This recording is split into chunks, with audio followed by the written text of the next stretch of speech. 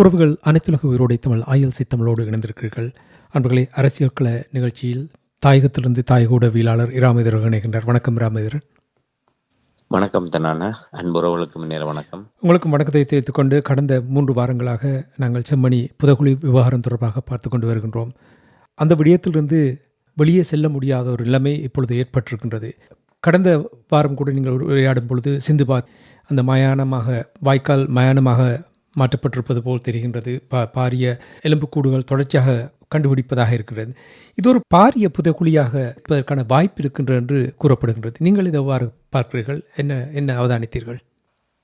உண்மைதான். என்றால் சிந்துபாத்தி மயானம் அதை கடந்து அந்த செம்மணி மனித புதைக்குழி விரிவாக்கம் அடைவதற்கான ஒரு வாய்ப்புகள் இருக்கின்றது. இப்போ தற்போதைய சூழ்நிலையிலே ஏற்கனவே ஒரு இடம் அடையாளம் காணப்பட்டது. அந்த இடத்திலே அகழ்வு பணிகள் முழுவீச்சாக இடம்பெற்று வருகின்றது.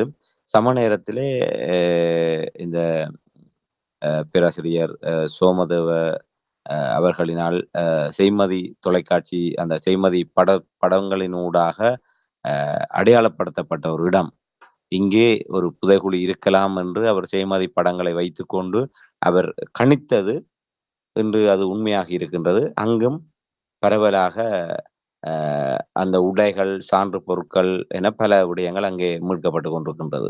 ஆகவே அந்த இடமும் அந்த செய்மதி படத்தை வைத்துக்கொண்டு அவர்கள் கணித்த விடயம் கூட இன்று அது ஒரு ஒரு 2ஆம் கட்ட அகழ்வு பணிகளுக்கான இடமாக நீதிமன்றத்தினால் அது பிரகடனப்படுத்தப்பட்டிருக்கின்றது.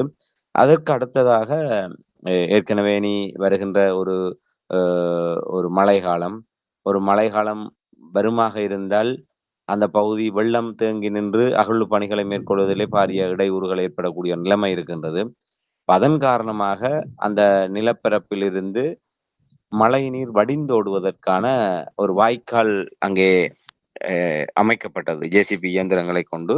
அதற்காக அந்த ஒரு பகுதி முழுவதுமாக சிரமதானம் செய்யப்பட்டு, அந்த சிந்துபாத்தி இந்து மயானம் முழுவதுமாக சிரமதானம் செய்யப்பட்டு, அந்த நிலத்தினுடைய அமைப்புக்கு ஏற்றவாறு எந்த இடத்திலே ஒரு தாழ்வான பகுதி இருக்கின்றதோ அந்த இடத்தினூடாக அவர்கள் வாய்க்கால் ஒன்றை அமைத்து அதனூடாக மழைநீர் வெளியேறி செல்வதற்குரிய ஒரு ஏற்பாடுகளை செய்திருந்தார்கள்.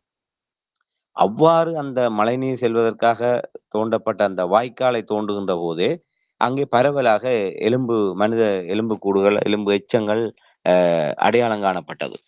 குறிப்பாக அந்த வாய்க்கால் ஒரு சிறிய ஒரு தூரமே அதுக்கான ஒரு நீளத்திலே அந்த வாய்க்கால் கிண்டப்பட்ட போது 3 இடங்களிலே அங்கே மனித எலும்புக்கூடுகள் அங்கே காணப்பட்டிருக்கின்றன. இதை அடுத்து உடனடியாக அந்த வாய்க்கால் தோண்டும் பணி இடைநிறுத்தப்பட்டு அவையும் தொடர்ந்து மேற்கொண்டு தோண்டுவதற்குரிய நடவடிக்கைகள், அகழ்வதற்குரிய நடவடிக்கைகள் மேற்கொள்ளப்பட்டு வருகின்றன. ஆக இப்போது 2 இடங்கள்தான் அகழ்வு பணிகள் முன்னெடுக்கப்பட்டு கொண்டிருக்கின்றது. அங்கே இப்ப இந்த நிலைமைகளை பார்க்கின்ற போது நாங்கள் ஏற்கனவே கூறியதை போன்று ஒரு மேலோட்டமாக நில மட்டத்திலிருந்து 1 அடி 1.5 அடிக்குள்ளாகவே இந்த புதைகுழி அங்கே காணப்படுகின்றது. ஆகவே அந்த ஒரு நிலத்தினுடைய மேற்பரப்பிலே ஒரு குழியை தோண்டி விட்டவர்கள் போட்டார்களா, இதற்கு கீழாகவும் ஒரு புதைகுழி இருப்பதற்கான வாய்ப்புகள் இருக்கின்றா என்பதை இந்த அகழ்வு பணி நிறைவில் தான் அந்த விடயங்களை உறுதி செய்யக்கூடியதாக இருக்கும். அதைவிட முற்றுமுழுதாகவே இந்த சிந்துபாத்தி இந்து மயானம் என்பது முற்றுமுழுதாகவே ஒரு பாரிய புதைகுழியாக இருக்கக்கூடிய சான்றுகள் இப்போது வெட்ட வெளிச்சமாகிக் கொண்டிருக்கின்றது. ஒருவேளை இராணுவத்தினர் கருதி இருக்கலாம், ஒரு ஒரு சுடுகாடாக இருக்கின்ற காரணத்தினால் அங்கே இயல்பாகவே இவ்வாறான விடயங்கள் இடம்பெறும். அது யாருமே சந்தேகத்தோடு அந்த இடங்களை தோண்டி பார்க்கக்கூடிய ஒரு நிலைமை இருக்கா. ஏன்னா சுடுகாடு என்றாலே யாருமே அந்த பக்கமே செல்ல மாட்டார்கள். அந்த வீதியால் சுடுகாட்டை கடந்து சென்றாலே அந்த பக்கம் பார்த்தாலே அந்த சுடுகாட்டில் இருக்கின்ற ஆத்மாக்கள் ஆவிகளாக வந்து தங்களை பிடித்து விடுவார்களோ என்ற ஒரு அச்சத்தோடு ஒருவர் நடமாடுகின்ற ஒரு நிலைமை தான் இருக்கும். அப்படிப்பட்ட நிலைமையில சுடுகாட்டுக்குள் சென்று ஆதாரங்களை தேடுகின்ற அளவிலே யாருமே கற்பனை கூட செய்து பார்த்திருக்க மாட்டார்கள். இந்த 30 ஆண்டுகள் அவ்வாறான ஒரு நிலைமையில் தான் அந்த இடம் ஒரு கைவிடப்பட்டு இருந்தது. இராணுவத்தினர் ஒருவேளை அவ்வாறான நினைத்திருப்பார்கள். இந்த சுடுகாட்டை சுற்றியுள்ள பகுதிகளை அவ்வாறான ஒரு மனித புதைகுழியாக மாற்றிவிட்டால், எதிர்காலத்திலே தொடர்ச்சியாக அது ஒரு சுடுகாடாக இருக்கும். அதன் காரணமாக அது சுடுகாட்டோடு சம்பந்தப்பட்ட ஒரு விடயமாக எதிர்காலத்திலே கடந்து செல்லக்கூடிய ஒரு விடயமாக இருக்கும் என்ற அடிப்படையிலும் இவர்கள் அந்த இடத்தை தெரிவு செய்திருக்கலாம் என்று நான் கருதக்கூடியதாக இருக்கின்றது. அந்த வகையிலே முற்றுமுழுதாக அந்த சிந்துபாத் இந்து மயானம் என்பது ஒரு பாரிய மனித புதைகுழியினுடைய ஒரு அ இருப்பிடமாக அது மாறக்கூடிய ஒரு நிலைமைதான் இப்போது தொடர்ச்சியான 2ஆம் கட்ட அகழ்வு பணியின் போது அந்த விடயங்கள் வெளிவந்து கொண்டிருக்கின்றது. ஆகவே இந்த அகழ்வு பணிகள் நிறைவுக்கு வருகின்ற போது, அது ஒட்டுமொத்தமாக எல்லோரையுமே ஒரு ஆச்சரியத்தோடு திரும்பி பார்க்கக்கூடிய வகையிலே, ஒரு அதிர்ச்சியை ஏற்படுத்தக்கூடிய வகையிலான ஒரு முடிவுகளோடு தான் இந்த செம்மணி சிந்துபாத்தி இந்து மயான அகழ்வு பணிகள் என்பது சென்று கொண்டிருக்கின்றது என்பதை தான் நாங்கள் இந்த இடத்திலே பதிவு செய்ய முடியும். ராமேந்திரன், தோண்ட தோண்ட எலும்புக்கூடுகள் அங்கே கண்டுபிடிக்கப்படுகின்ற விடயங்களை நீங்கள் கூறிக்கொண்டிருந்தீர்கள். இன்றும் கூட அந்த நிலைமை இருப்பது போல் தெரிகின்றது. இன்றைய அகழ்வு பணியின் பொழுது பரவலாக எலும்புக்கூடுகள் இருப்பதாக கூறப்படுகின்றது. தற்பொழுது என்ன நிலை என்று கூறுவீர்களா? உண்மையிலே இப்போ இன்றைய தினம் புதன்கிழமை 9ஆம் தேதி புதன்கிழமை அகழ்வு பணி நிறைவுக்கு வந்திருக்கின்றது. அந்த அகழ்வு பணியிலே 7 மேலும் புதிதாக 7 எலும்புக்கூடுகள், எலும்பு தொகுதிகள் அங்கே மீட்கப்பட்டிருக்கின்றன. அதாவது அடையாளம் காணப்பட்டிருக்கின்றன. இதை அடுத்து மொத்தமாக அந்த 2 கட்ட அகழ்வு பணிகளிலுமாக சேர்த்து மொத்தமாக செம்மணி சிந்துபாத்தி இந்து மயானத்திலே அந்த அடையாளம் காணப்பட்ட எலும்புக்கூடுகளினுடைய எண்ணிக்கை 63ஆக உயர்வடைந்திருக்கின்றது. ஆகவே இது ஒரு அ ஒரு ஆரம்பத்திலே ஒரு ஒரு ஒரு சில எண்ணிக்கைகளோடு இது முடிவுக்கு வரும் என்று அ ப பரவலாக பலர் எதிர்பார்த்திருந்த நேரத்திலே, அது இப்போது 63ஐ கடந்து அது மேலும் செல்லக்கூடிய ஒரு நிலைமை இருக்கின்றது. ஆகவே இப்போதைய நிலைமையிலே ஒரு இன்றைய தினம் புதிதாக 7 எலும்புக்கூடுகள் அடையாளம் காணப்பட்டதை அடுத்து மொத்த எண்ணிக்கை 63ஆக உயர்வடைந்திருக்கின்றது. இப்போ நீங்கள் கூறிக்கொண்டிருக்கிற இந்த விஷயங்களை கேட்கும் பொழுது, இந்த சான்று பொருட்கள் இப்போ அதாவது அடையாளம் காணக்கூடிய வகையில் சான்று பொருட்கள் எதுவும் அடையாளம் காணப்பட்டிருக்கின்றன என்று உங்களால் கூற முடியுமா? அங்கே தொடர்ச்சியாக அகழ்வு பணிகள் இடம்பெறுகின்ற 1ஆம் கட்டம், 2ஆம் கட்ட அகழ்வு பணிகள் அந்த முதலே முன்னெடுக்கப்படுகின்ற போது, நான் நம்புகின்றேன் 33 எலும்புக்கூடுகள் அடையாளம் காணப்படுகின்ற வரை, அங்கே வேறு எந்த சான்று பொருட்களும் அங்கே அடையாளம் காணப்படவில்லை. ஆடைகளற்ற நிலைமையிலே தான் அந்த எலும்புக்கூடுகள் அங்கே காணப்பட்டன. நான் அ நெ என்னுடைய நினைவு சரியாக இருந்தால் 34வது எலும்புக்கூடாக அந்த சிறுமியினுடைய ஒரு எலும்புக்கூடு அங்கே அடையாளம் காணப்பட்டபோது, அந்த சிறுமியினுடைய அந்த எலும்புக்கூட்டோடு உடை காணப்பட்டது. அந்த சிறுமி அணிந்திருந்த உடை காணப்பட்டது. அதோடு அந்த சிறுமியினுடைய ஒரு அந்த யுனிசெஃப்னா வழங்கப்பட்ட பாடசாலை புத்தகப் பை இருந்தது. அதோடு அதற்கு கீழாக அந்த எலும்புக்கூட்டு தொகுதிக்கு கீழாக அந்த பொம்மை காணப்பட்டது. பொம்மையோடு ஒரு ஸ்டிக்கர் காணப்பட்டது. இப்படியாக 34வது எலும்புக்கூடு அடையாளம் காணப்படுகின்ற போதுதான், ஒரு தடயப் பொருட்கள் அந்த எலும்புக்கூட்டு தொகுதிகளோடு அடையாளம் காணப்படுகின்ற நிலைமை இருந்தது. இப்போது 63 எட்டி இருக்கின்ற போது, மிக அதிகளவான தடயப் பொருட்கள் அங்கே அ அடையாளம் காணப்பட்டிருக்கின்றன.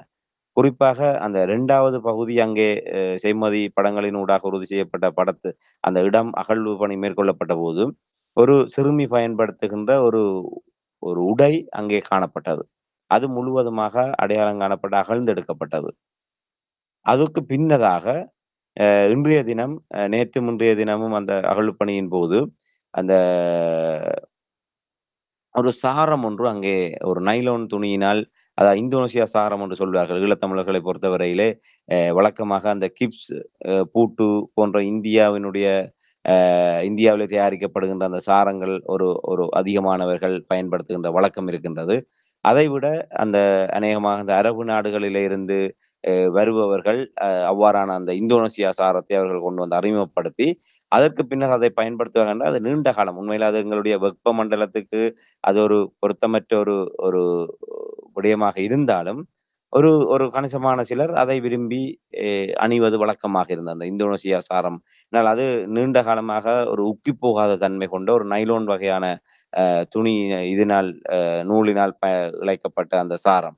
அந்த சாரம் ஒன்று நேற்று அடையாளம் காணப்பட்டு, இன்றைய தினம் அது முழுமையாக அது அகழ்ந்தெடுக்கப்பட்டிருக்கின்றது. ஆகவே உடைகள் நான் நினைக்கிறேன் அந்த அந்த சாரம், மற்ற அந்த சிறுமியினுடைய உடை, இந்த விடயங்கள் காணப்படுகின்ற இடத்திலே எலும்புக்கூடுகள் எதுவுமே இருக்கவில்லை. ஆகவே எலும்புக்கூடுகளை ஒரு இடமாகவும், அந்த துணிகளை அந்த உடைமைகளை அவர்கள் இன்னொரு இடமாகவும் போட்டு புதைத்திருக்கின்றார்களோ என்று கருத வேண்டியிருக்கின்றது. அதோடு அ நேற்று முன்தினம் அ ஒரு எலும்புக்கூட்டு தொகுதியோடு ஒரு ஒரு அது அடையாளம் காண முடியாத அளவுக்கு 1க்கு மேற்பட்ட எலும்புக்கூடுகள் ஒன்றாக அங்கே காணப்படுகின்ற ஒரு நிலைமை காணப்பட்டது. அதோடு சில தடயப் பொருட்களும் அங்கே காணப்படும். ஒரு குவியலாக எலும்புக்கூடு இருந்தது. அந்த எலும்புக்கூட்டு குவியலோடு ஒரு பிளாஸ்டிக் மாலை, அதாவது இந்த கழுத்திலே அணிகின்ற மாலை, பிளாஸ்டிக்கினால் செய்யப்பட்ட மாலை ஒன்று அதிலே கண்டெடுக்கப்பட்டது. அதாவது அடையாளம் காணப்பட்டது. அதோடு அதிலே வேறு சில தடயப் பொருட்களும் அங்கே அடையாளம் காணப்படுகிறது. இப்ப இன்றைய தினம் ஒரு ஒரு ஒரு பாதணி, செருப்பொன்று அங்கே அடையாளம் காணப்பட்டுகின்றன. நான் நினைக்கின்றேன் ஒரு பெரிய ஒரு வயது வந்த ஒருவர் அணிகின்ற ஒரு செருப்பு அங்கே காணப்பட்டிருக்கின்றது. ஏற்கனவே அந்த குழந்தையினுடைய எலும்புக்கூட்டோடு ஒரு பாட்டா நிறுவனத்தினால் தயாரிக்கப்பட்ட ஒரு சாண்டில்ஸ் வகையான ஒரு பாதணி அந்த சிறுமியினுடைய ஒ எலும்புக்கூட்டு தொகுதியோடு மீட்கப்பட்டிருந்தது. இப்போது தனித்தாக ஒரு செருப்பொன்று அங்கே மீட்கப்பட்டிருக்கின்றது. அப்ப இந்த மாலை என்ற விடயம் வருகின்றபோது பலத்த ஒரு ஐயப்பாடுகளை ஏற்படுத்தி இருக்கின்றது. என்றால் ஆரம்ப நாட்களிலே இப்போதுதான் திருமணங்களுக்கு அந்த ஒரு இந்திய பாணியிலே அந்த ஒரு அ மாலைகள், அதாவது பூவினாலே செய்யப்பட்ட விதவிதமான மாலைகளை பயன்படுத்துவது ஒரு அண்மை காலத்திலே நடைமுறையில இருக்கின்றது. அதற்கு முன்னர் நாங்கள் சாதாரணமாக எங்களுடைய அ வீட்டு சூழலிலே, எங்களுடைய சமூகத்திலே காணப்படுகின்ற அந்த மலர்களை ஆய்ந்து, அதன் மூலமாக சாதாரணமாக கட்டுகின்ற அந்த மாலையைத்தான் திருமணங்களுக்கு பயன்படுத்துவது வழக்கம். குறிப்பாக கிறிஸ்தவர்கள், இல்லை அந்த திருமண நிச்சயதார்த்தம் என்று சொல்லப்படுகின்ற ரிசப்ஷன் நிகழ்வுகளுக்கு இவ்வாறான பிளாஸ்டிக் மாலைகளை பெரும்பாலும் பயன்படுத்துவது வழக்கம். ஏனால் அது ஒரு மேற்கத்திய அ பாரம்பரியத்திலே கோட் சூட் அணிந்து அவர்கள் அவ்வாறான கிறிஸ்தவ கல்யாணங்களாக இருக்கட்டும், இல்லை ஒரு இந்து திருமணமாக இருந்தாலும் அதனுடைய நிச்சயதார்த்தம், அந்த ரிசப்ஷன் என்று சொல்லப்படுகின்ற அந்த நிகழ்வு கூட அவ்வாறான ஒரு ஒரு கலாச்சாரம் இங்கே காணப்படுகின்றது இப்போது. ஆகவே அந்த அந்த 90 காலப்பகுதிகள் என்பது அதிகமாக அந்த பிளாஸ்டிக் மாலைகளை பயன்படுத்தி மணமக்கள் அணிந்து கொள்வது அதிலே ஒரு வழக்கமாக இருந்தது. ஒருவேளை திருமணம் முடித்த கையோடு அவர்கள் திருமணம் முடித்து வீட்டுக்கு செல்கின்ற வழியிலோ, இல்லை அவர்கள் ஏதாவது ஆலயங்களுக்கு வழிபடச் சென்ற போதோ, அந்த திருமண கோலத்துடனே அவர்கள் அங்கே அ கைது செய்யப்பட்டு, அவர்கள் அங்கே சீரழிக்கப்பட்டு, இவ்வாறு கொன்று புதைக்கப்பட்டிருப்பார்களோ என்ற ஒரு ஐயத்தை எழுப்புகின்றேன். என்றால், அந்த இடத்திலே மாலை வருவதற்கான எந்த ஒரு அடிப்படையும் வேறு வகையில் இருப்பதற்கு நாங்கள் சிந்திக்கின்ற போது அப்படி இருப்பதற்கான வாய்ப்புகள் மிக குறைவு. ஒன்று அவ்வாறான ஒரு மனக்கோலத்திலே வந்தவர்கள்தான் அங்கே கொன்று புதைக்கப்பட்டார்களா என்கிறேன். ஏனால், அந்த ஏற்கனவே சோமரத்ன ராஜபக்ச என்பவர் வழங்கிய வாக்குமூலம் என்பது எங்களுடைய கற்பனைகளுக்கு அப்பாற்பட்ட விடயம் அந்த செம்மணியில் அரங்கேறி இருக்கின்றது. அவர் அப்படியே வர்ணனையாக கூறியிருக்கின்றார். அந்த ஒவ்வொரு அந்த கிரிசாந்தி எல்லாம் அந்த சோதனைச் சாவடியை கடந்து செல்கின்ற போது, உள்ளே இருந்த ராணுவ அதிகாரி எ அந்த கிரிசாந்தியை சுட்டிக்காட்டி, அவளை அழைத்து வருமாறு கூறி, அவர் வன்புணர்வு செய்ததற்கு பிற்பாடு 10க்கு மேற்பட்டவர்கள் கூட்டாக வன்புணர்வு செய்து, அவரை கொலை செய்தார்கள். ஆகவே அப்படியெல்லாம் இதெல்லாம் ஒரு சாதாரணமாக நடைபெறக்கூடிய ஒரு விடயங்கள் அல்ல. அந்த சோமரத்ன ராஜபக்சவனுடைய அந்த கடந்த கால வாக்குமூலங்களை பார்க்கின்ற போது, அங்கே எதுவும் நடந்திருக்கலாம். ஒரு மிருகத்தனமான இன்று இவர்கள் அ அவர்களை வெள்ளையடிப்பு செய்வதற்காக ஐநா அமைதிப் படையிலே கொண்டு சென்று, இங்கே விவசாய நடவடிக்கைகளை செய்து முன்பள்ளிகளை நடத்துவது போன்ற பல்வேறு விடயங்களை செய்து கொண்டிருக்கின்றார்கள். ஆனால் இன்று அத்தனையுமே ஒரு தலைகீழாக மாறுகின்ற அளவுக்கு செம்மணி அவர்களை அம்மணமாக்கி இருக்கின்றது. ஆகவே இந்த மாலை கூட ஒருவேளை அந்த விடயங்கள் ஒரு சம்பந்தப்பட்டவர்களினால் அது அ உறுதி செய்யப்படுமாக இருந்தால், ஒருவேளை அந்த மனக்கோலத்தில் வந்தவர்கள் கூட அங்கே புதைகுழிக்கு இரையாக்கப்பட்டார்களோ என்கிற விடயம் உறுதிப்படுத்தப்படுவதற்கான வாய்ப்புகள் கூட இருக்கலாம். ஆனா இந்த விடயங்கள் எல்லாம் ஒரு அகழ்வு நடவடிக்கை, அது தொடர்பான ஆய்வு நடவடிக்கைகளின் பின்னர் தான் இந்த விடயங்கள் வெளிவரக்கூடிய வாய்ப்புகள் இருக்கின்றன. ஆனால் இதை தவிர்த்து வேறு எந்த ஒரு அடிப்படையிலும் அப்படியான ஒரு அந்த பிளாஸ்டிக் மாலை அந்த புதைகுழிக்கு செல்வதற்கான வாய்ப்புகள் ஒன்று மணமக்களாக இருக்கலாம். இல்லை இது ஒரு பாராட்டு நிகழ்வு. ஆனால் பாராட்டு நிகழ்வுக்கு சென்றவர்கள் அந்த மாலையுடன் அவர்கள் பயணிப்பது என்பது மிக குறைவு. மணமக்களாக இருந்தால்தான் அந்த மணமாலையுடன் அவர்கள் அந்த சடங்கு திருமணச் சடங்குகள் நிமித்தமாக அவர்கள் அந்த திருமணம் நடைபெறுகின்ற இடத்திலிருந்து அவர்களுடைய இல்லத்திற்கு அவர்கள் சென்று அந்த சடங்குகளுக்காக பெண் பெண் வீடு, ம ம மணமகன் வீட்டுக்கு அவர்கள் மாறி மாறி செல்கின்ற ஒரு சடங்கு சம்பிரதாயம் இங்கே எங்களுடைய ஈழத்தமிழர்களினால் கடைப்பிடிக்கப்பட்டு வருகின்றது. அந்த ஒரு சந்தர்ப்பத்தில் மட்டும்தான் அவர்கள் கழுத்திலே மாலை அணிந்தவாறு பயணிப்பதற்கான வாய்ப்புகள் இருக்கின்றது. ஒருவேளை இது ஆய்வுகளில உறுதிப்படுத்தப்படுமாக இருந்தால், அது ஒரு மனக்கோலத்திலே வந்தவர்கள்தான் அங்கே புதைகுழிக்கு இரையாக்கப்பட்டார்கள் என்ற விடயம் அப்போது ஒரு பெரிய ஒரு உலகத்தையே ஒரு திரும்பி பார்க்க வைக்கக்கூடிய ஒரு விடயமாக இருக்கும் என்று இப்போது கருதப்படுகின்றது. அது மாத்திரமல்ல, மேலும் பல விடயங்கள் அடையாளம் காணப்பட்டுக் கொண்டிருக்கின்றது. எதிர்வரும் நாட்களில் அந்த விடயங்களும் முழுமையாக அகழ்வு செய்யப்படுகின்ற போது, அந்த விடயங்களை நாங்கள் கொண்டு வரக்கூடியதாக இருக்கு. ராமேந்திரன், இப்போ நீங்கள் பேசும்பொழுது அடிக்கடி கூறினீர்கள் தடயங்கள் கண்டுபிடிக்கப்பட்டிருக்கின்றன நீங்கள் கூறினீர்கள். கடந்த வாரம் கூட அந்த பேக் கண்டுபிடித்தது, பொம்மை கண்டுபிடித்தது, இன்று கூறினீர்கள் மாலை கண்டுபிடித்தது, ஸ்லிப்பர்ஸ் கண்டுபிடித்த அந்த விடயங்களை நீங்கள் கூறும் பொழுது, இந்த தடயங்களை எவ்வாறு பாதுகாப்பதற்கான ஏதாவது பொறிமுறை உருவாக்கப்பட்டிருக்கின்றதா? என்ன நிலைமை என்று நீங்கள் கூற முடியுமா இதை?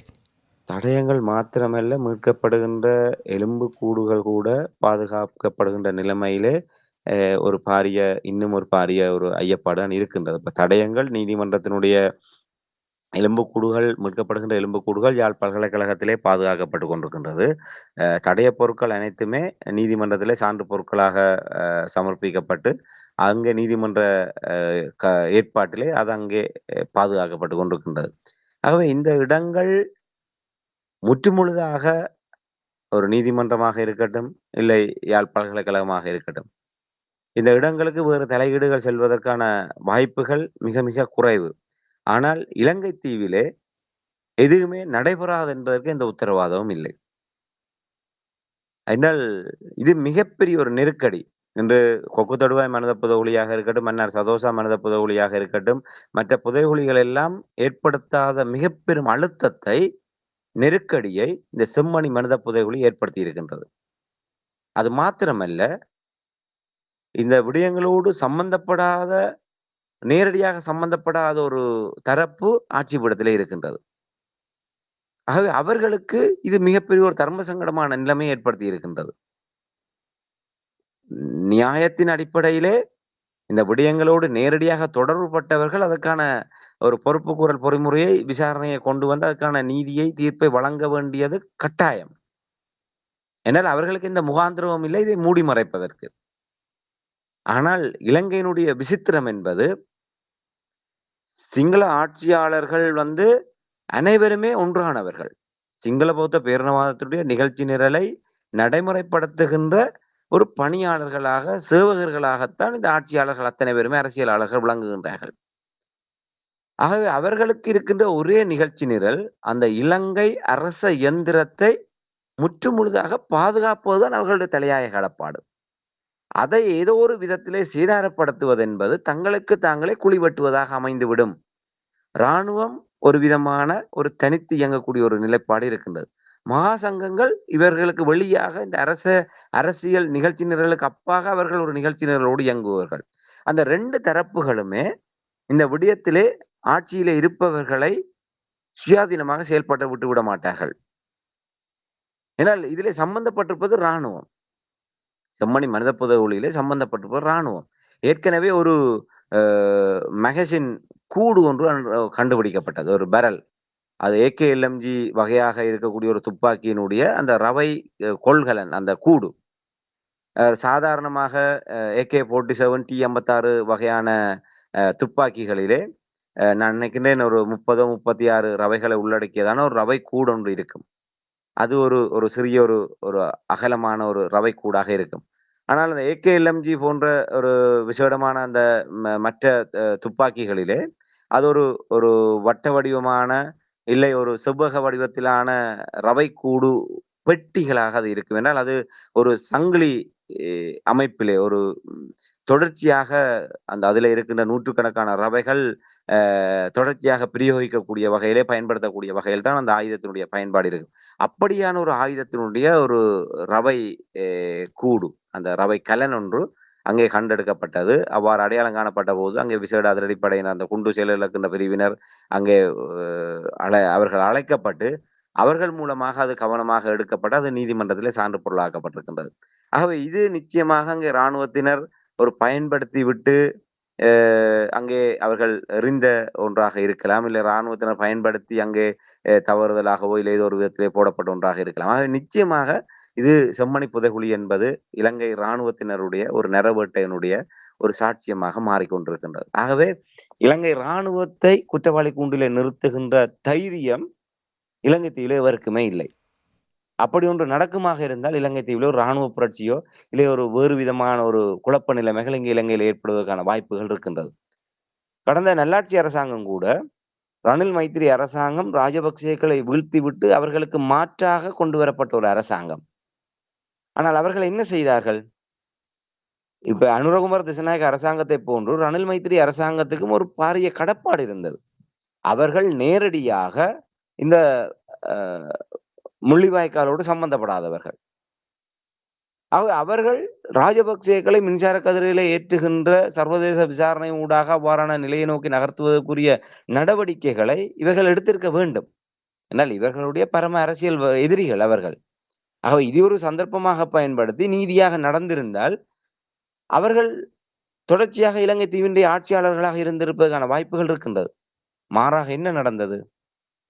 ராஜபக்சேக்கள் இருந்தால் அவ்வாறான விடயத்தை எவ்வளவு மூடி மறைப்பார்களோ அதே அக்கறையோடும் அதே பற்றுதலோடும் ரணில் மைத்திரி அரசாங்கம் சர்வதேச ரீதியாக இந்த இனப்படுகொலை விவகாரத்தை தமிழ் தரப்பினுடைய, அதாவது அப்போது இருந்த தமிழ் தேசிய கூட்டமைப்பு சம்பந்தன் சுமந்திரன் தலைமையிலான தமிழ் தேசிய கூட்டமைப்பினுடைய பங்கு பற்றுதலோடு அதை நீர்த்து போக செய்தார்கள். பகிரங்கமாக ரணில் விக்ரமசிங்க அவர்கள், பிரதமராக இருந்த ரணில் விக்ரமசிங்க அவர்கள் உள்நாட்டிலும் வெளிநாட்டிலும் பல சந்தர்ப்பங்களிலே பகிரங்கமாக கூறியிருந்தார். மின்சார கதிரையிலிருந்து ராஜபக்சேக்களை காப்பாற்றியது நாங்கள் தான், எங்களுடைய அரசாங்கம் தான் ராஜபக்சேக்களை மின்சார கதிரையிலிருந்து காப்பாற்றியது என்று. அப்ப பாருங்கள், இதுதான் இலங்கையினுடைய நிலைமை. இவர்கள் நீதி நியாயமாக நடப்பதற்குரிய ஒரு முகாந்திரத்தோடு ஆட்சியிடம் வந்தவர்களே அதை செய்யாது அவர்களை காப்பாற்றுகின்றார்கள் என்று சொன்னால், சிங்கள தேசம் தன்னைத்தானே பாதுகாக்கின்ற நடவடிக்கைகளை எப்போதுமே செய்தே ஆக வேண்டும், செய்து கொண்டுதான் அது இருக்கும். அதுக்கு அனுரகுமார திசாநாயக்க அரசாங்கம் விதிவிலக்கல்ல. அவர்கள் இலங்கை என்று இன்று தையிட்டி விகாரையில என்ன நடைபெறுகின்றது? இன்றும் நாளையும் தையிட்டியிலே விசேட கவனஈர்ப்பு போராட்டம் முன்னெடுக்கப்படுகின்றது. நாளைய தினம் முழு நிலவு. அந்த முழு நிலவுக்காக அங்கே வழிபாட்டுக்காக சிங்களவர்கள் வருகின்ற போது அதற்கு ஒரு அடையாள எதிர்ப்பை வெளிப்படுத்தக்கூடிய வகையிலான போராட்டம் இன்றைய தினமும் நாளைய தினம் முன்னெடுக்கப்பட போகின்றது. அந்த தையிட்டியிலே உரிய நீதியை வழங்க முடியாது இருக்கின்றது இராணுவத்தை கடந்து. இராணுவத்தை மீறி ஜனாதிபதியினால் ஒரு நினைத்த விடயத்தை அங்கே சாதிக்க முடியாது உள்ளது. என்று பல விடயங்கள் அங்கே எதுவுமே அவர்களால் செய்ய முடியாது இருக்கின்றது. ஆகவே ரணில் விக்ரமசிங்க மைத்திரிபால சிறிசேன அரசாங்கத்தை விட இவர்கள் மிக பலகீனமான நிலைமையிலே அனுரகுமார திசாநாயக்க அரசாங்கம் இருக்கின்றது. குறிப்பாக அனுரகுமார திசாநாயக்கா இலங்கையினுடைய இதுவரையான ஜனாதிபதியிலே மிக பலகீனமான ஜனாதிபதியாக அவர் செயல்படக்கூடிய ஒரு பின்னணி நாங்கள் உணரக்கூடியதாக இருக்கின்றது. என்றால் இராணுவத்தை முற்று முழுதாகவே தன்னுடைய கட்டுப்பாட்டுக்குள் வைத்திருக்க முடியாத ஒரு ஜனாதிபதியாக அனுரகுமார திசாநாயக்கா திகழ்கின்றார். அப்படியான பின்னணியில எப்படி இதை நீதி நியாயமாக இந்த புதைகுழிகளை இவர்கள் எடுத்து செல்வார்கள்? ஏனைய இடங்களை போன்ற அல்ல. தோண்ட தோண்ட வருகின்ற விடயங்கள் அந்த சிறுமியினுடைய அந்த எலும்புக்கூடு, அதோடு எடுக்கப்பட்ட பொம்மை, அதோடு அது ஒரு திருப்பு முனையான கட்டத்தை அடைந்திருக்கின்றது. அது வேறு விதமான இலங்கை இராணுவத்தினுடைய மறுபக்கத்தை வெட்ட வெளிச்சமாக்கி கொண்டிருக்கின்றது. ஆகவே இப்போது இங்கே மீட்கப்படுகின்ற சான்று பொருட்கள், எலும்புக்கூடுகள் எல்லாம் உரிய முறையிலே பாதுகாக்கப்படும். அது உரிய தமிழர்கள் நம்பிக்கை கொள்ளக்கூடிய வகையிலான ஒரு ஒரு கட்டமைப்புக்குள்ளாக அது பாதுகாக்கப்பட்டாலும், அதற்குள்ளாகவும் இவர்களுடைய சதியினுடைய அந்த சதி திட்டத்தினுடைய கரங்கள் நீளக்கூடிய அபாயம் இருக்கின்றது என்பதை நாங்கள் மறுத்துவிட முடியாது. இந்த யாழ் பல்கலைக்கழகத்தை எடுத்துக்கொண்டால், இந்த யாழ் பல்கலைக்கழகம் ஒரு தமிழ் தேசிய நிலைப்பாட்டுக்கு எதிராக அங்கு இன்று பல பேராசிரியர்கள், பல விரிவுரையாளர்கள், இன்று பல நிர்வாக ரீதியாக செயல்படுபவர்கள் என பலர் இலங்கை அரசாங்கத்தினுடைய கையாட்களாகவும் இல்லை சீனா, இந்தியா போன்ற தரப்பினருடைய கையாட்களாகவும் இருந்து கொண்டு இன்று யாழ் பல்கலைக்கழகத்தை தமிழர்களுடைய ஒரு சொத்தை நாசமாக்குகின்ற செயல்பாடு இன்று வெட்ட வெளிச்சமாக ஊடகங்களில் வெளிவந்து கொண்டிருக்கின்றது. இன்று ஒருவரை ஒருவர் காட்டி கொடுப்பது, ஒருவருடைய ஒரு காலை வாரிவிட்டு அவர் மேலே வருவதற்கு முயற்சிப்பது, இப்படியாக பதவிகளுக்காகவும் தங்களுடைய வேறு பல சுகபோகங்களுக்காகவும் ஆசைப்படுபவர்கள் யாழ் பல்கலைக்கழகத்தை அதனுடைய ஒரு மதிப்பிழக்கின்ற ஒரு நிலைப்பாட்டுக்கு அவர்கள் கொண்டு வந்து கொண்டிருக்கின்றார்கள். இப்படியான பின்னணியிலே யாழ் பல்கலைக்கழகம் கூட இப்படியான ஒரு பாதுகாப்பு இருக்கும் என்று இன்று எங்களுடைய ஒரு கல்விக்கூடத்தை, ஒரு தமிழர்களுடைய அந்த விடுதலை அரசியலை அ மிக பக்கபலமாக செயல்பட்ட யாழ் பல்கலைக்கழகம், இன்று தமிழ் தேசியத்துக்கு விரோதமான தரப்பினருடைய எண்ணிக்கை என்பது ஒன்று மாணவர்களை விட, அங்கே விரிவுரையாளர்கள், பேராசிரியர்கள், நிர்வாக மட்டத்தில் இருப்பவர்கள் என கணிசமானவர்கள், தமிழ் தேசியத்துக்கு விரோதமான எண்ணப்பாட்டோடு செயல்படுபவர்கள் எண்ணிக்கை அங்கே அதிகரித்து வருகின்றது. அப்படிப்பட்ட நிலைமையிலே அப்படியான கைக்கூலிகளை வைத்துக்கொண்டு, அங்கே இருக்கின்ற அந்த சான்றுகளை எலும்புக்கூடுகளிலே ஏதாவது ஒரு மாற்றங்களையோ, இல்லை ஏதோ ஒரு விடயங்களை செய்ய முடியாது என்று நாங்கள் கூறிவிட முடியாது. அதற்கான வாய்ப்புகளும் இருக்கின்றது. ஆகவே ஒட்டுமொத்தமாக தமிழர் தரப்பு செம்மணி புதைகுழிக்கு சர்வதேச விசாரணை வேண்டும் என்ற ஒரு கோரிக்கையோடு, இங்கே அகழப்படுகின்ற எலும்புக்கூடுகள் மற்றும் சான்று பொருட்கள் அனைத்துமே சர்வதேச மேற்பார்வையிலே, சர்வதேசத்தினுடைய கண்காணிப்பிலே அவை இறுதியான அது தொடர்பான ஆய்வுகள் முடிவடைகின்ற வரை சர்வதேசத்தினுடைய மேற்பார்வையிலே இந்த விடயங்கள் பாதுகாக்கப்பட வேண்டும் என்ற கோரிக்கையை உடனடியாக நாங்கள் எழுப்பியாக வேண்டும். வெறுமனே பாதிக்கப்பட்ட தரப்பினுடைய கோரிக்கையாக அல்லாமல், சகல பாராளுமன்ற உறுப்பினர்களும், சிவில் அமைப்பினரும் உடனடியாக இது ஒரு அரசியல் அழுத்தம் கொடுக்கக்கூடிய ஒரு கோரிக்கையாக, நாங்க வெறுமனே அ எங்கள் பாட்டிலே எங்களுடைய கோரிக்கைகளை வைத்துவிட்டு நாங்கள் நடப்பதை வேடிக்கை பார்க்கின்ற நிலைமைகளை விடுத்துவிட்டு, எங்களால் முடியும். நிச்சயமாக ஒரு அரசியல் அழுத்தத்தை கொடுத்து இதற்கான ஒரு அ ஒரு உந்துதலை நாங்கள் ஏற்படுத்த முடியும். இன்று தமிழ் தேசிய பரப்பிலே இருக்கின்ற பாராளுமன்ற உறுப்பினர்கள், இன்று அவர்கள் வந்து செம்மணியிலே வந்து உண்ணாவிரதம் இருக்க தயாராக இருக்கின்றார்களா? இந்த 2 கோரிக்கைகள் தான். அவர்கள் வேறு எந்த விடயத்தையும் வலியுறுத்த வேண்டிய அவசியம் இல்லை. இலங்கை அரசாங்கத்துக்கு எதிராக, ராணுவத்துக்கு எதிராக அவர்கள் எதையுமே பேச வேண்டிய அவசியம் இல்லை. அது உரிய முறையிலே இந்த விசாரணை செல்லுமாக இருந்தால், அந்த விசாரணை முடிவுகளே அதை கொண்டு வந்துவிடும். நீங்கள் தமிழர்களுடைய சுயாட்சிக்காக நீங்கள் போராட வேண்டிய அவசியம் இல்லை. இந்த செம்மணி புதையலுடைய முடிவுகள் நேர்மையாக வருமாக இருந்தால், இலங்கை தீவிலே தமிழர்கள் தங்களுக்கான ஒரு தனித்தேசத்தை அமைப்பதற்கான ஒரு அடித்தளத்தை இந்த செம்மணி புதைகுழியினுடைய முடிவுகள் கொண்டு வந்து நிறுத்தும். ஆகவே நீங்கள் அனைத்தையுமே நாங்கள் இந்த இடத்திலே கொண்டு வந்து நாங்கள் கொண்டு வர முடியும். அதைத்தான் நாங்கள் கடந்த நாட்களில் பேசியிருந்தோம். இன்று எங்களுடைய புதைகுழிகள் வாய் திறந்து, புதைகுழிகளுக்குள் புதைக்கப்பட்ட எங்களுடைய உறவுகள், அவர்கள் எங்களுக்காக அவர்கள் ஒரு சந்தர்ப்பத்தை ஏற்படுத்தி வந்திருக்கின்றார்கள். அது மிகப்பெரிய சொல்வார்கள் கோல்டன் ஆப்பர்ச்சுனிட்டி என்று சொல்லி. அதே போன்று எங்களுக்கு கிடைக்க முடியாத ஒரு அரிய வாய்ப்பு இந்த செம்மணி புதைகுழி எங்களுக்கு பல கோணங்களிலே எங்களுக்கு ஏற்படுத்தி இருக்கின்றது. தமிழ் மக்களுடைய வாக்குகளால் தெரிவு செய்யப்பட்ட அத்தனை பாராளுமன்ற உறுப்பினர், நீங்கள் அணையா விளக்கு போராட்டத்தின் போது சிலர் வந்திருக்க, சிலர் விரட்டி அடிக்கப்பட்டார்கள். அது வேறு விடயம். இப்போது நீங்கள் உள்ளார்ந்தமாக தமிழ் மக்களுடைய அந்த விடுதலை அரசியலை நேசிப்பவர்களாக இருந்தால், செம்மணி புதைகுழியிலே புதைக்கப்பட்ட எங்களுடைய உறவுகளுக்கு நீதி கிடைக்க வேண்டும் என்று நீங்கள் பற்றுறுதியோடு இருக்கின்றது உண்மையாக இருந்தால், தமிழ் மக்களுடைய வாக்குகளால் தெரிவு செய்யப்பட்ட இந்த அத்தனை தமிழ் பாராளுமன்ற உறுப்பினர்களும் நீங்கள் அங்கே இருக்க வேண்டிய அவசியம் இல்லை. செம்மணி புதைகுழி தோண்டப்படுகின்ற இடத்திலே நீங்கள் காலவரையற்ற ஒரு உண்ணாவிரதத்தை மேற்கொள்ள நீங்கள் தயாராக இருக்கின்றீர்கள். நீங்கள் அதுக்காக சாகும் வரை உண்ணாவிரதம் இருக்க வேண்டிய அவசியம் இல்லை. திரிவரண்ணா வழியிலே நீங்கள் உண்ணாவிரதம் இருக்க வேண்டிய அவசியம் இல்லை. அன்னபூதி அம்மாவை போன்று நீங்கள் நீராகாரத்தை எடுத்துக் கொள்ளுங்கள். நீங்கள் அந்த இடத்திலே வந்து நீங்கள் ஒரு உண்ணாவிரத போராட்டத்தை நீங்கள் மேற்கொள்ள முடியுமா? அவ்வாறு தமிழ் மக்களுடைய வாக்குகளால் தெரிவு செய்யப்பட்ட தமிழரசு கட்சி சார்பாக 8 பாராளுமன்ற உறுப்பினர்களும், ஜனநாயக தமிழ் தேசிய கூட்டணி சார்பாக ஒருவருமாக, தமிழ் தேசிய மக்கள் முன்னணி சார்பாக ஒருவருமாக 10 பேர் இருக்கின்றார்கள். அதைவிட வைத்தியர் அர்ச்சுனா ராமநாதன் அவர்களும் இருக்கின்றார்கள். 11 பேர். இவர்கள் அனைவருமே பேதங்களை கடந்து உடனடியாகவே நீங்கள் நாளை வியாழக்கிழமை 10ஆம் தேதி, ஜூலை மாதம் 10ஆம் தேதி, நீங்கள் உங்களை வருத்தி எதுவுமே செய்ய தேவையில்லை. வேணுமென்றால் நீங்கள் அந்த இடத்திலே வெளியாக உங்களுக்கு ஏற்றவாறு ஒரு வசதியான பந்தல்களை அமைத்து, நீங்க வெயிலே நீங்கள் ஒருவேளை அது உங்களுக்கு ஒத்து வராத ஒரு நிலைமையாக இருக்கலாம். ஆனால் நீங்கள் இருக்க வேண்டும். அது நீங்கள் கருணாநிதி அவர்கள் போரை நிறுத்த வேண்டும் என்று உண்ணாவிரதம் இருந்ததை போன்று ஏர் கூலர்களை சுற்றவர நிறுத்தி, தலைமாட்டிலே மனைவியும், கால்மாட்டிலே துணைவியுமாக அவர் ஒரு நாடகம் ஆடினார். அப்படி அது நாடகமாக இல்லாமல் நீங்கள் அப்படியான வசதி வாய்ப்புகளோடு நீங்கள் இருந்தால் கூட பரவாயில்லை, தமிழர்கள் உங்களை விமர்சிக்க மாட்டோம். ஆனால் நீங்கள் 10 பேருமே செம்மணி புதைகுழிக்கு சர்வதேச விசாரணையின் மூலமாக அந்த விடயம் கையாளப்பட வேண்டும். அங்கே மீட்கப்படுகின்ற சான்று பொருட்கள், எலும்புக்கூடுகள் சர்வதேச மேற்பார்வையிலே பாதுகாக்கப்பட வேண்டும். இந்த 2 கோரிக்கைகளை முன்வைத்து நீங்கள் உண்ணாவிரதம் இருந்து அதை நீங்கள் நிகழ்த்தி காட்டுங்கள். தமிழ் மக்கள் என்றென்றும் உங்களுக்கு நன்றி கடன்பட்டவர்களாக இருப்பார்கள். நீங்கள் இதுவரை காலம் செய்த அத்தனை விடயங்களை கூட மறந்துவிட்டு உங்களை அவர்கள் ஏற்றுக்கொள்ளக்கூடிய ஒரு ஏது நிலை உருவாகும். ஆகவே நீங்கள் இதுவரை காலமும் இதையுமே செய்யாதவர்கள். உங்களுக்கு கொஞ்சம் நீங்கள் அடிக்கடி கூறுவீர்கள். இவர்களுக்கெல்லாம் ஒரு மனச்சாட்சி இருக்கின்ற தினமும் அவர்கள் படுக்கைக்கு செல்கின்ற போது, நாங்கள் இன்று ஏதாவது பிரயோசனமாக செய்திருக்கின்றோமா? எங்களுடைய மக்களுக்கு ஏதாவது ஒரு பயனளிக்கக்கூடிய வகையில செய்திருக்கின்றோமா என்று அவர்கள் சீர்தூக்கி பார்த்திருந்தால், அப்படியான ஒரு பண்பை அவர்கள் வளர்த்துக் கொண்டிருந்தால், அவர்கள் ஒருபோதுமே தூங்கி இருக்க மாட்டார்கள். என்றால் அவர்கள் தூங்கவே முடியாது. என்றால் அப்படி எதுவுமே செய்யவில்லையே. செய்தால் தானே நிம்மதியாக தூங்க முடியும். அப்பாடா!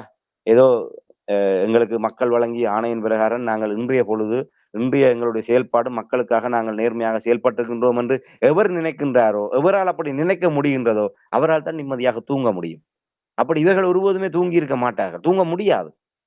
அப்படி இதுவரை காலமும் நீங்கள் தமிழ் மக்களுக்கு நேர்மையாக வெறுமனே செயல்படவில்லை. செயல்பட்டிருந்தால் இன்று புதைகுழிகள் தாங்களாக திறந்து வந்து இந்த விடயங்களை எல்லாம் வெளிப்படுத்த வேண்டிய அவசியம் இல்லை. இன்று கொக்கு தொடுவாய்க்கு நீதியை பெறுவதற்கு கூட முடியவில்லை எம்மவர்களால். அதே வரிசையிலே செம்மணியும் காணாமல் போய் விடுமோ என்கின்ற ஒரு ஒரு ஏக்கம், அச்சம் தமிழர்களிடையே குடிகொண்டிருக்கின்றது. செம்மணி புதைகுழியே இன்னொரு புதைகுழிக்குள் புதைக்கப்பட்டு உண்மைகள் ஆழ புதைக்கப்படுமோ என்கின்ற ஒரு அச்சம் எல்லோரிடம் இருக்கின்றது. ஆகவே இது இல்லாமல் செய்யப்பட வேண்டுமாக இருந்தால், நீங்கள் இதுவரை காலமும் ஆயுதங்கள் மௌனிக்கப்பட்டு 16 ஆண்டுகள் உங்களுடைய செயல்பாடுகள் அது எப்படி வேண்டுமென்றால் இருந்து விட்டு போகட்டும். நாளைய பொழுது செம்மணி புதைகுழிக்கு முன்பாக தமிழ் மக்களுடைய வாக்குகளால் வடக்கு கிழக்கிலும் தெரிவு செய்யப்பட்ட இந்த 11 பாராளுமன்ற உறுப்பினர்களும் தமிழ் தேசியம் சார்ந்து நிற்கின்ற அந்த பாராளுமன்ற உறுப்பினர்கள் இந்த 2 கோரிக்கைகளை முன்வைத்து நீங்கள் வந்து அதிலே ஒரு உண்ணாவிரதத்தை நீங்கள் மேற்கொள்வீர்களாக இருந்தால், அது மிகப்பெரிய ஒரு மாற்றத்தையும், மிகப்பெரிய ஒரு திருப்புமுனையும் ஏற்படுத்தும். இலங்கை அரசாங்கத்துக்கு மிகப்பெரிய ஒரு நெருக்கடியை உருவாக்கும். இது இந்த 16 ஆண்டுகளிலே நீங்கள் அந்த அழுத்தம் கொடுக்கின்ற இந்த நடவடிக்கைகளையுமே மேற்கொள்ளவில்லை.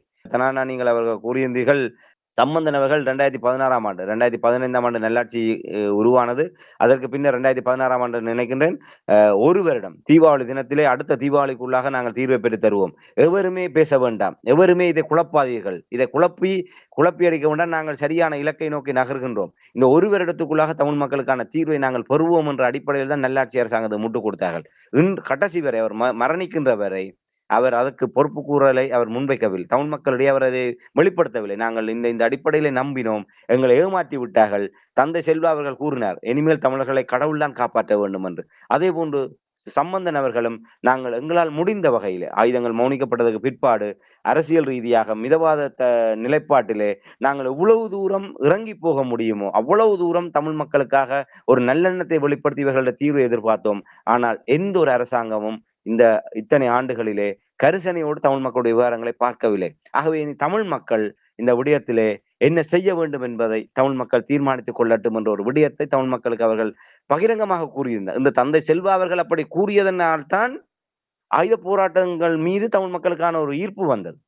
அரசியல் ரீதியாக தந்தை செல்வாவை நம்பினார்கள். அவரே கூறிவிட்டார், இனிமேல் எதுவுமே சாத்தியப்படாது. கடவுளால் கூட தமிழர்களை காப்பாற்ற முடியாது என்கின்ற ஒரு நிலைமையை கடவுள் தான் தமிழர்களை காப்பாற்ற வேண்டும் என்று கூறினார். தன்னால் எதுவுமே செய்ய முடியாது என்ற விடயத்தை அவர் பகிரங்கமாக கூறிவிட்டார்.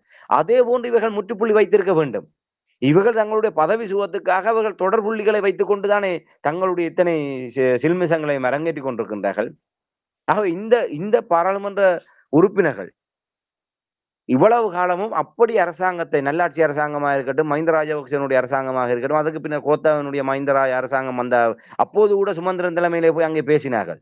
அந்த அரசாங்கம் கவலைப்போ உண்டு. அறநிலைய போராட்டம் நான் நினைக்கின்றேன் மார்ச் 31ஆம் தேதி அறநிலைய போராட்டம் அந்த மீதிகான பகுதியிலே ஆரம்பமாகின்றது. 25ஆம் தேதி சம்பந்தன் சுமந்திரன் தலைமையிலே தமிழ் பாராளுமன்ற உறுப்பினர்கள் சென்று கோத்தபாய ராஜபக்சே சந்திக்கின்றார்கள். எதற்கு? பிணை எடுப்பதற்கு. அந்த அரசாங்கமே மக்களால் விரட்டி எரிக்கப்படுகின்ற அளவுக்கு கொதிநிலை உருவாகி கொண்டிருக்கின்றது. இவர்கள் சென்று அவர்களுடன் ஒரு பேச்சுவார்த்தை நடத்துகின்றார்கள். அப்போது சொல்கின்றார்கள், புதிய அரசியலமைப்பு உருவாக்கப்பட்டு விட்டது, அது மொழிபெயர்ப்பு பணியில இருக்கின்றது, அது மொழிபெயர்க்கப்பட்டதுக்கு பிற்பாடு உங்களுக்கு தரப்படும், அதற்கு பின்னர் அதில் சரிபிழைகளை பார்த்து நீங்கள் சொல்லுங்கள். இவர்களும் அதை கேட்டுக்கொண்டு வந்து மக்கள் மத்தியில் சொல்கின்றார்கள், அது மொழிபெயர்ப்பு பணியில இருக்கின்றது, ஆகவே தமிழிலே மொழிபெயர்த்து வந்ததற்கு பிற்பாடு அது தொடர்பாக பார்த்து மேற்கொண்டு மற்ற விடயங்களை பேசுவோம் என்று. ஒரு எப்படிப்பட்ட அயோக்கியத்தனம்! முற்றுப்புள்ளி வைப்பதற்கு அவர்கள் முன்வரவில்லை. இப்போதாவது நீங்கள் முன்பாருங்கள். இந்த தமிழ் தேசிய பரப்பிலே தமிழ் மக்களுடைய வாக்குகளால் தெரிவு செய்யப்பட்ட இந்த பாராளுமன்ற உறுப்பினர்கள் இந்த ஏமாற்று அரசியலுக்கு முற்றுப்புள்ளி வைத்து இந்த இலங்கை அரசாங்கத்துக்கு நீங்கள் மறைமுகமாக அவர்களுக்கு துணை போகின்ற அந்த துரோகத்தனத்தை நீங்கள் முடிவுக்கு கொண்டு வாருங்கள். அதற்கு ஒரே ஒரு தொடக்க புள்ளியாக இந்த செம்மணி புதைகுழியிலே நீங்கள் உண்ணாவிரதம் இருந்து கொண்டு அந்த இடத்திலே நீங்கள் ஒரு போராட்டத்தை நடத்துவதொன்றால் இதற்கான ஒரே ஒரு தீர்வாக இருக்கும். இதுவரை காலமும் நீங்கள் கொடுத்த அத்தனை துரோகத்தனங்களையும் இந்த அரசாங்கத்தை நீங்கள் இவ்வளவு காலம் அரசாங்கத்தை காப்பாற்றி இருக்கின்றீர்கள். இப்போது நீங்கள் இந்த விடயத்தை செய்யாது விட்டால் அனுரகுமார் திசாநாயக்க அரசாங்கத்துக்கு நீங்க சேவகம் செய்கின்றீர்கள் என்றான் அர்த்தம். இந்த பார் பெர்மிட் விடயங்களிலே உண்மைகள் வெளிவரக்கூடாது. உண்மைகள் வெளிவந்தால் அதிலே நீங்கள் எல்லாம் அம்மனமாகி விடுவீர்கள். விக்னேஸ்வரன் அவர்கள் தானாகவே அவர் ஒரு நேர்மையாளராக இருந்த காரணத்தினால் தானாகவே அந்த விடயத்தை பகிரங்கமாக மக்கள் மத்தியிலே நான் இந்த விடயத்தை செய்தேன். ஆனால் ₹1 பணத்துக்காக நான் செய்யவில்லை. அவர் கூறிய காரணங்களை ஏற்றுக்கொள்ள முடியாவிட்டாலும் அவர் அந்த விடயத்தை வெளிப்படுத்தியிருக்கிறார். நான் பணத்துக்காக இதை செய்யவில்லை, இந்த அடிப்படையில் தான் இதை செய்தேன் என்று. ஆனால் மற்றவர்கள் எல்லோருமே ரகசியமாக அனுரகுமார் திசாநாயக்காவோடு கள்ள உறவை ஏற்படுத்தி இவர்கள் அந்த மதுபான சாலைக்கான அனுமதி பத்திர விவகாரம் என்பது வெளிவர விடாமல் பார்த்து கொண்டிருக்கின்றார்கள். அப்படியெல்லாம் நீங்கள் அனுர அரசாங்கத்துக்கு முட்டு கொடுத்து கொண்டு பின்கத வழியாக அவர்களோடு உறவை பேணுபவர்கள் எப்படி நீங்கள் தமிழ் மக்களுக்கு நீங்க நீதியை பெற்று தர முடியும்? அந்த கள்ள தொடர்புகள் எல்லாத்தையுமே இன்று இரவோடு நீங்க நிறுத்தி கொள்ளுங்கள். நிறுத்தி கொண்டு தமிழ் மக்களுக்கு நேர்மையாக நீங்கள் செயல்படுபவர்களாக இருந்தால் நீங்கள் செம்மணிக்கு இந்த 2 கோரிக்கைகளை முன்வைத்து போராடும். இல்லை, இந்த போராட்டத்தை செய்வதற்கு எவர் தவறினாலும் அவர்கள் சிங்களத்தோடு சேர்ந்து இந்த செம்மணியிலே புதைக்கப்பட்ட அந்த மக்களுக்கு செய்கின்ற மிகப்பெரிய ஒரு துரோகிகளாகத்தான் இவர்கள் பார்க்கப்படுவார்கள் என்பதை தான் இந்த இடத்துல என்னால் வேதனையோடு பதிவு செய்ய முடியும். இராமேந்திரன், நீங்கள் நிறைய விடயங்கள் இங்கே கூறியிருக்கிறீர்கள். எவ்வாறு கையாளப்பட வேண்டும், போராட்டங்கள் நடத்த வேண்டும், தடயங்கள், எலும்புக்கூடுகள் இவற்றை பாதுகாக்க வேண்டும், நிறைய விடயங்கள் கூறிக்கொண்டு வருகிறீர்கள். இவை எல்லாமே தமிழ் மக்களை பொறுத்தமட்டில் முக்கியமான ஆதாரங்களாக, முக்கியமான விடயங்களாக நான் பார்க்கிறேன். எனவே இதை சரியாக கையாளுவார்கள் தமிழ் தரப்பு என்று நம்பிக்கொண்டு இன்றைய நிகழ்ச்சியில் இணைந்து செம்மணி விவகாரம் தொடர்பான விடயங்களை பகிர்ந்து கொண்டமைக்காக அன்பர்கள் சார்பாக நன்றி கூறிக்கொண்டு மீண்டும் இன்னும் ஒரு நிகழ்ச்சியில் இணைந்திருப்போம். அதுவரைக்கும் நன்றி, வணக்கம். இராமேந்திரன். நிச்சயமான நன்றி, வணக்கம். எமது பார்வையாளர்களுக்கு வணக்கம். மக்களின் குரலாய் ஓங்கி ஒலிக்கும் இலக்கு மின்னிதழ் மற்றும் உயிரோடை தமிழ் வானொலி ஆகிய இவ்விரு ஊடகங்களும் உங்களைப் போன்ற எமது நேயர்கள், நண்பர்களின் ஆதரவிலேயே இயங்கி வருகின்றன. மிக குறைந்த வளங்களுடன் பல இடர்கள் மற்றும் தடைகளை தாண்டி பயணிக்கும் எமது ஊடகங்களின் பணிகள் மேலும் வளர உங்களால் முடிந்த நிதியுதவியை வழங்கி இன்னும் காத்திரமான செயற்பாடுகளை முன்னெடுக்க உதவுமாறு மிகவும் பணிவன்புடன் வேண்டி நிற்கின்றோம். உங்கள் பங்களிப்பு உங்களின் உரிமை குரலாய் ஓங்கி ஒலிக்கும். நன்றி.